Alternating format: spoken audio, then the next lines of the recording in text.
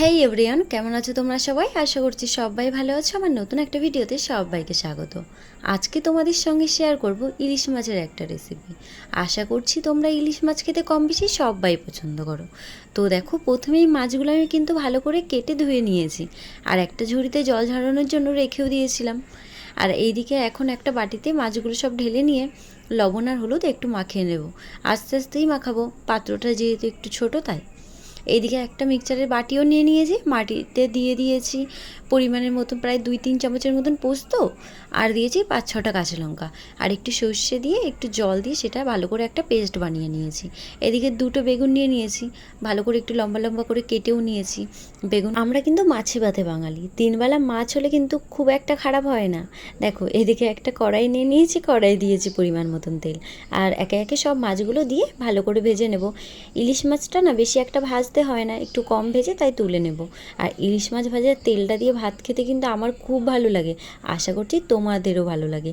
ইলিশ মাছ হবে আর সাথে হবে এই ইলিশ মাছের তেল আর একটা কাঁচা লঙ্কা, ব্যাস এক থালা ভাত এমনি করেই ফিনিশ হয়ে যাবে। এদিকে কিন্তু আমি একটা কড়াইয়ে বসিয়ে নিয়েছি, আর কড়াইয়ে দিয়েছি পরিমাণ মতন তেল, আর দিয়েছি সোমবারের জন্য কালো জিরে ফোড়ন।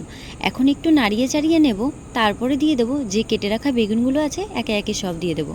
তারপরে এটা একটুখানি লাল লাল করে ভাজার পরে দিয়ে দেবো যে 1 চামচের মতন হলুদ আর 1 চামচের মতন লবণ। বেটে রাখা পেস্টটাও কিন্তু আমি এখনই দিয়ে দেবো।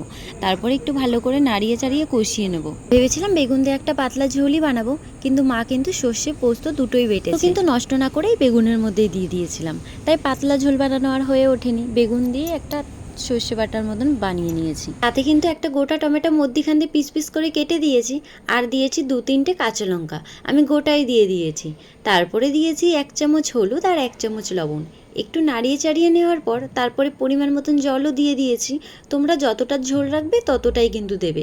আমি কিন্তু এখানে বেগুন সিদ্ধ হওয়ার জন্য ঝোল দিইনি, কারণ ভাজতে ভাজতেই না বেগুনগুলো সিদ্ধ হয়ে গেছিলো। এবার একে একে সব মাছগুলো আমি এখন দিয়ে দেবো। আমি কিন্তু একটু নাড়িয়ে চাড়িয়ে তারপরে আবার ঢাকনাটা বন্ধ করে দেবো, তাহলে মাছগুলো একটু ভালো করে সিদ্ধ হবে। আর এই সময় কিন্তু আমি লো ফ্লেমেই আগুনটা রাখবো। দেখো, আমাদের রান্না তো প্রায় হয়েই এসছে। নামানোর আগে কিন্তু আমি একটু কাঁচা তেল দিয়ে দেবো, তাহলে ফ্লেভারটা না অনেকটা সুন্দর আসবে। আমাদের রান্না তো প্রায় কমপ্লিট হয়েই গেছে। তোমাদের কাছে কেমন লেগেছে এই ভিডিওটা অবশ্যই কমেন্ট করে জানিও। তো তোমাদের সাথে দেখা হচ্ছে পরের একটি ভিডিওতে। ততক্ষণ সবাই ভালো থাকবে, সুস্থ থাকবে।